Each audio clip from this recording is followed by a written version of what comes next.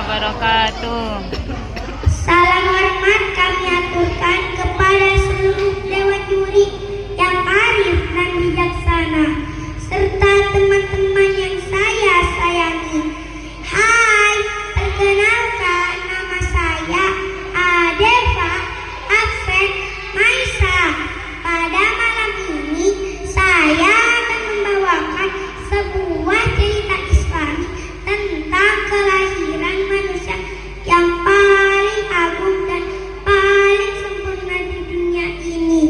Kira-kira ada yang kenal tidak terhadap sosok manusia tersebut? Kenal. Ya, beliau adalah Nabi kita, Nabi Muhammad Sallallahu Alaihi Wasallam. Yuk kita dengarkan dan saksikan cerita dari Kak Deva ya.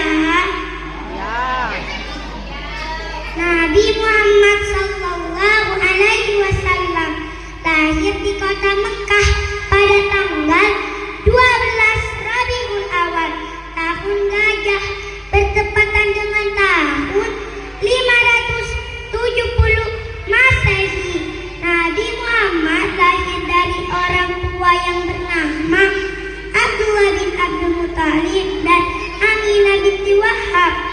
Ayah Nabi Muhammad merupakan saudagar yang sering berpergian ke negeri Syam. Akan tetapi ayah beliau meninggal dunia saat Nabi Muhammad berusia 2 bulan dalam kandungan ibunya.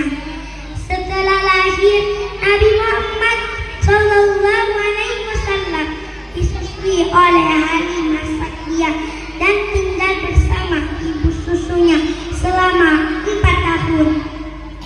Ibu Nabi Muhammad meninggal dunia saat Nabi Muhammad berusia 6 tahun. Dan Nabi Muhammad dirawat oleh kakeknya yang bernama Abdul Muthalib. Selama 2 tahun bersama kakeknya pun meninggal dunia. Sejak saat itu, Nabi Muhammad Sallallahu Alaihi Wasallam dirawat oleh pamannya yang bernama Abu Thalib. Paman Nabi Muhammad merupakan salah satu petinggi dari keluarga Bani Hashim. Dan Nabi Muhammad sering ikut berdagang ke Syam bersama pamannya. Tumbuh dewasa, Nabi Muhammad Sallallahu Alaihi Wasallam menikah